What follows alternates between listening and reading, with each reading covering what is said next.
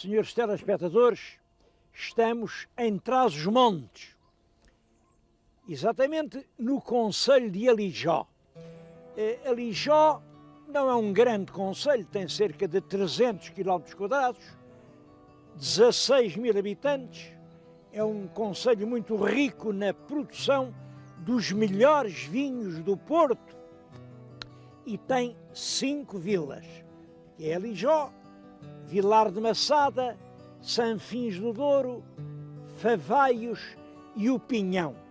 Bom, para lhes dizer bem onde fica o concelho de Alijó, estou a ver um mapa de Portugal, o Rio Douro, e há 2 rios que vão desaguar ao Douro. Além é o Tua, além é o Pinhão. Com esta esquadria, o Tua, o Douro, o Pinhão, o terreno que fica ao meio é o concelho de Alijó.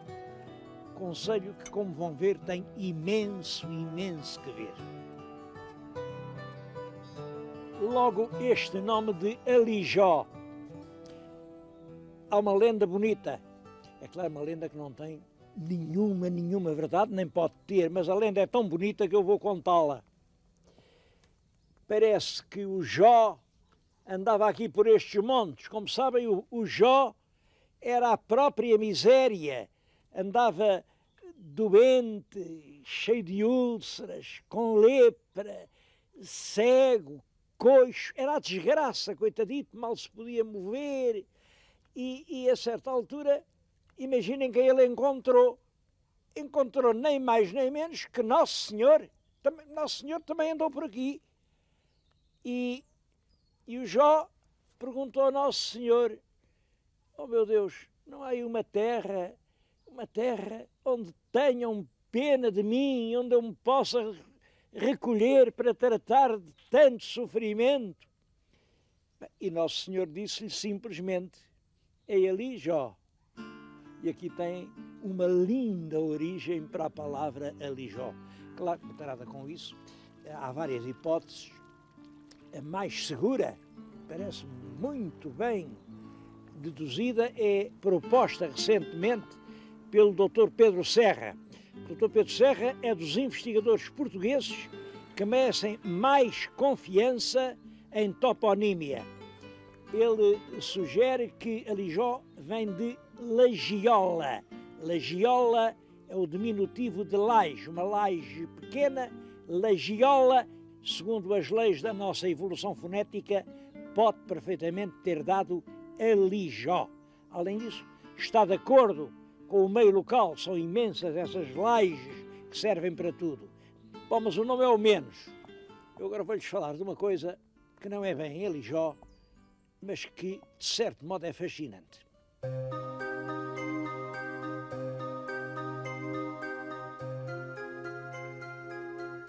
Em Sanfins do Douro existe um santuário que é famoso em todo o distrito de Vila Real. É a Senhora da Piedade. A imagem da Senhora da Piedade é uma imagem de grandes proporções, foi talhada numa taloca gigantesca de um castanheiro e só a imagem pesa mais de 400 quilos. Enfim, é a Virgem com o filho morto nos braços, portanto é a própria imagem do sofrimento. Essa imagem é passeada numa procissão e vai aqui em cima deste andor. O andor, por sua vez, pesa também mais de 400 quilos. É também em madeira maciça, 400 quilos. E tem aqui uma cruz, aqui metida, isto é uma cruz, que se crava além atrás e a cruz pesa mais de 100 quilos. Isto quer dizer, o conjunto vai para próximo de 1000 quilos. Quem é que pode carregar com isto? Agora vejam, tem aqui as almofadas, que é para os que carregam, enfim, não se magoarem, e os moradores, os devotos, disputam o direito de serem eles a carregar com o andor e com a imagem. Há dois grupos rivais, são os velhos e os novos, e todos os anos debatem e fazem um leilão. Quem dá mais? Este ano, um dos grupos, agora em agosto, pelo direito de carregar com isto, pagou 6.050 contos. O que é que vamos pensar disto? Pagar 6.050 contos para levar uma carga que é um sofrimento enorme. Bom, a explicação é simplesmente esta. Há rivalidade entre os grupos é um de gente mais velha, outro de gente mais nova. Eles pensam todos o mesmo, têm todas as mesmas crenças, são todos da mesma terra, são exatamente iguais. Simplesmente, eles sabem que se não formarem dois grupos, se não formarem uma situação bipolar, não há confrontação, não há rivalidade e, portanto, não há dinheiro, porque é com esse dinheiro do leilão que eles, em parte, fazem a festa. A festa custa muito mais do que isso, diz que este ano a festa aqui da Senhora da Piedade ficou em 30.000 contos, mas é uma das mais famosas romarias de todo o Trás-os-Montes.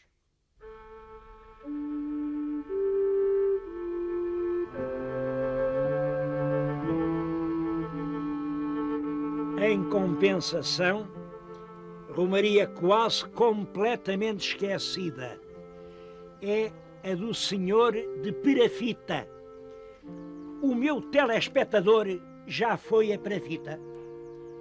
São centenas de senhores telespectadores que fazem o favor de me escrever todas as semanas. O senhor já foi aqui, o senhor já foi ali. Bom, às vezes vou, outras vezes não vou, lá respondo como posso, outras vezes não respondo. Agora sou eu que pergunto, e o senhor?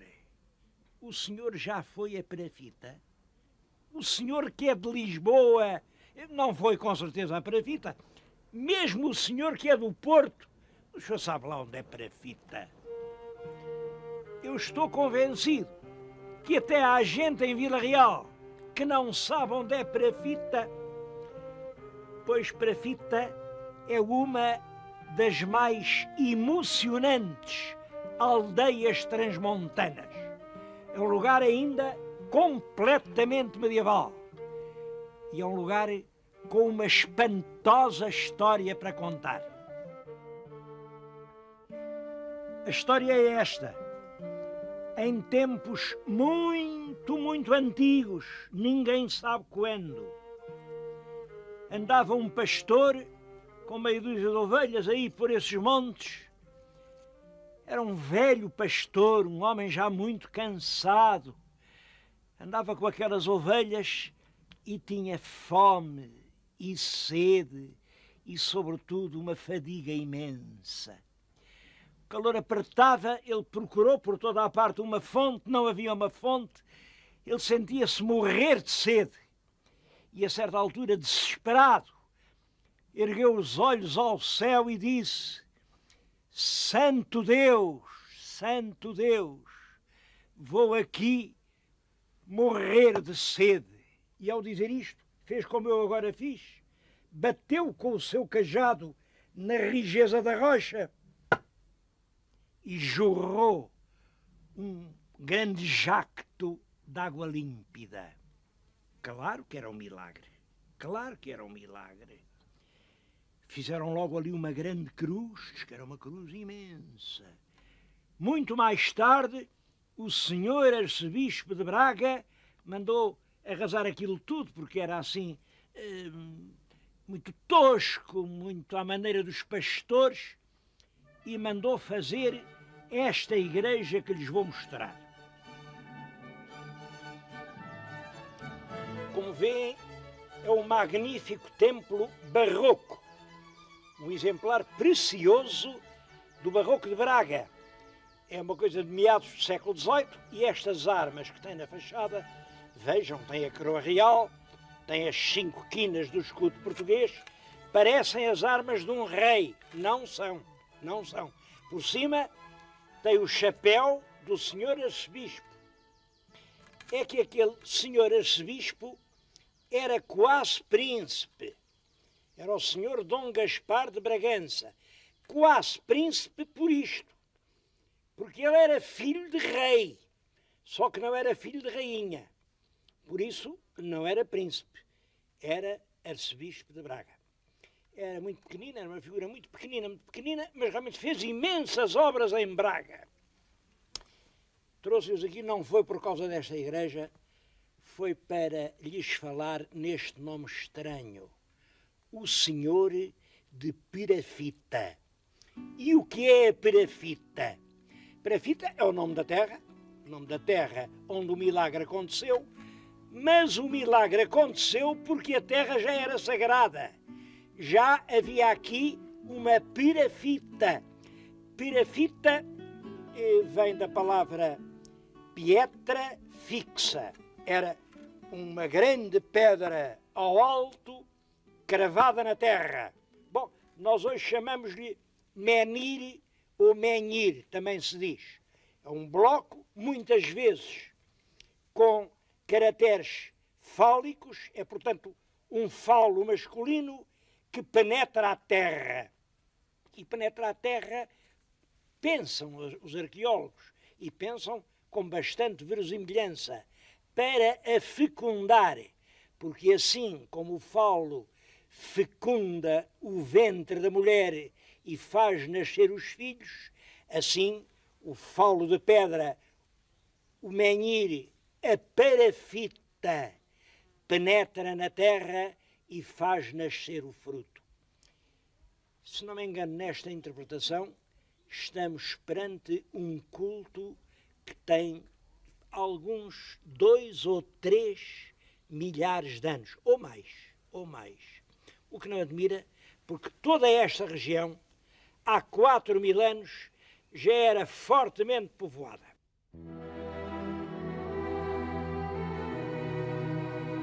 O senhor de Perafita, durante todo o século XVIII, gozou de imenso crédito e, portanto, fazia imensos milagres. Estou a falar, já repararam, junto de uma balança.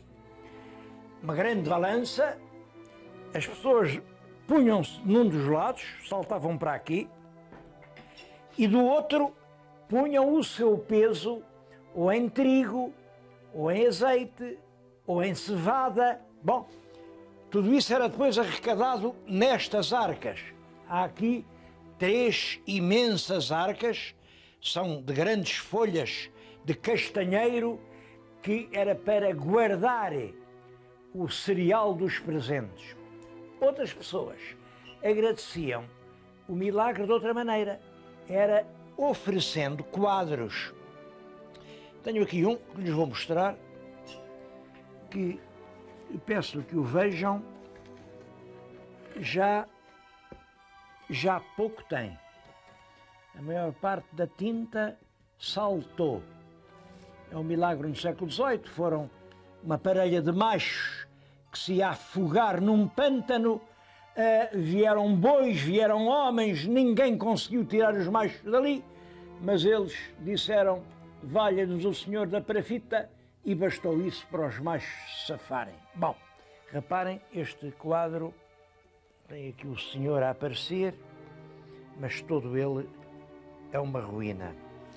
Há centenas de outros, e em breve lhes vai acontecer o mesmo. Isto chama-se a Casa dos Milagres. Esta Casa dos Milagres é um museu precioso e único sobre a espiritualidade do povo português. Se não lhe acodem, não são precisos mais que meia dúzia de anos. Isto está tudo a apodrecer. É urgente acudir ao Senhor da Perafita.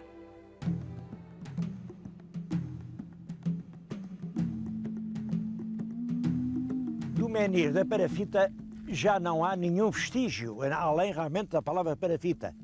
Mas aqui no concelho de Alijó há muitos monumentos que andarão pela mesma época. Isto é uma anta, a anta da Fonte Coberta, ou a anta de Vilachã.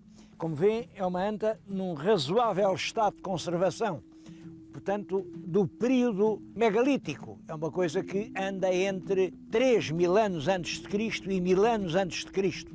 Mas, como lhes digo, há provas de uma intensa ocupação humana aqui no concelho de Alijó desde épocas de há muitíssimo tempo.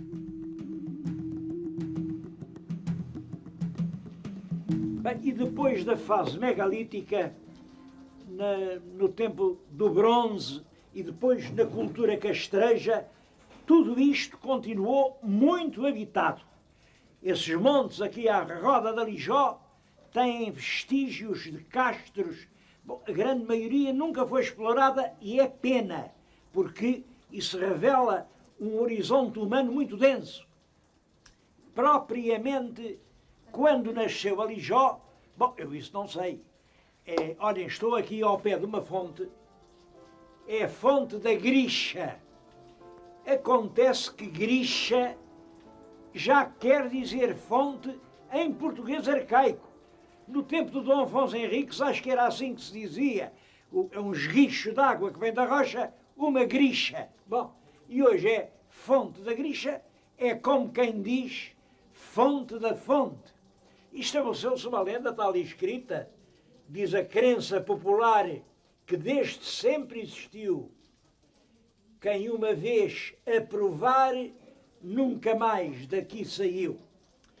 Isto é verdade porque é uma terra muito agradável. Há notícias de Alijó desde o tempo do rei Sancho II. Claro que o grande crescimento é nos tempos modernos. Eu gostava que vissem uma vista de Alijó do princípio do século.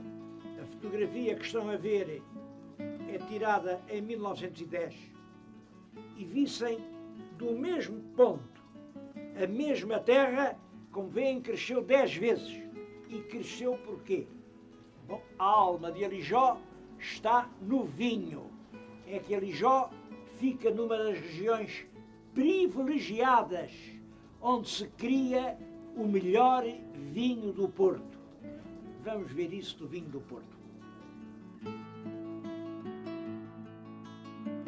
Como sabem, o vinho do Porto é uma das mais importantes riquezas portuguesas. Bom, não é das mais antigas, claro que não é. No tempo de Dom Afonso Henriques não havia vinho do Porto. Já havia vinho. E a exportação portuguesa de vinho já era importante, mas não era vinho do Porto. O vinho do Porto é muito curioso, porque, de certo modo, é um espelho da história da Europa. Os ingleses sempre gostaram muito de um bom vinho. Mas é claro, os bons vinhos vinham da Borgonha, vinham da França. A Inglaterra bebia vinhos franceses. Depois começaram as confrontações entre a França e a Inglaterra. O século XVII é um século de rivalidades tremendas. Há a Guerra da Sucessão de Espanha, em que realmente os ingleses estão de um lado, os franceses estão do outro. E é aí que os ingleses resolvem procurar outro mercado. Porque quando um país está em guerra, os negócios são difíceis. Eles lá se vão fazendo.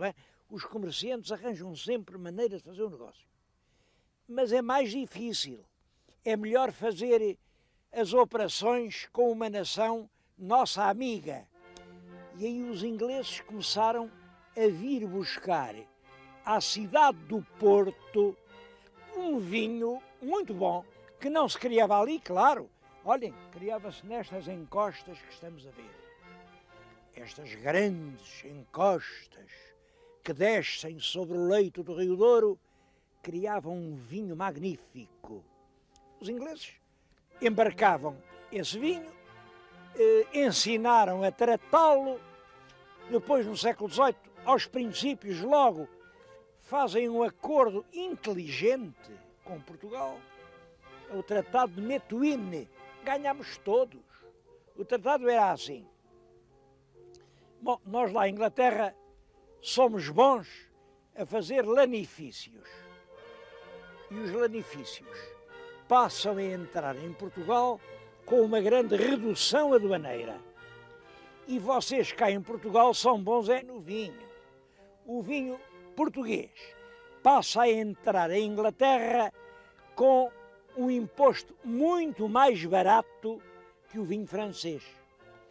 Ganhámos todos, porque nós realmente não éramos uma nação, enfim, produtora de lanifícios, não éramos. E éramos uma nação produtora de vinhos. Essa decisão inteligente, tomada há mais de 300 anos, ainda hoje produz os seus efeitos. Olhem para essa terra, vejam, tudo isso está em degraus, tudo. Bom, são as famosas vinhas do Val do Douro. Isto agora está a produzir perto, é um número aproximado, mas 86 milhões de litros de vinho só para a exportação. 86 milhões para exportar. Isso, em termos de dinheiro, representa 64 milhões de contos. Eu digo isto com orgulho porque esta exportação do vinho do Porto, que tem constantemente aumentado, não é só na quantidade, é na qualidade. O vinho feito aqui é reconhecido em todo o mundo, cada vez mais, como um dos melhores do mundo. Eu fiz questão de vir fazer este depoimento numa quinta, uma quinta que fica no vale do Rio Pinhão. Vem lá embaixo o grande leito do Douro e depois há um rio mais pequenino, é o Pinhão. Ora bem, esta quinta que fica no Vale do Pinhão chama-se exatamente Quinta no Vale, é um nome simples. Pois bem, aqui se produziu um dos vinhos que num concurso internacional de vinhos do mundo, mereceu ser classificada em terceiro lugar. Ficámos, portanto, entre os melhores vinhos do mundo. Não fomos o primeiro, não fomos o segundo, mas subimos ao pódio. O terceiro melhor vinho do mundo. Bom, e a qualidade continua a subir. O vinho do Porto é cada vez melhor, o vinho do Porto dá cada vez mais dinheiro e o vinho do Porto dá cada vez mais prestígio a Portugal. Mas eu não queria concluir este programa sem fazer uma referência à banda, a banda de São Mamede de Ribatua. Esta banda foi constituída em 1799. Está, portanto, agora a fazer 200 anos.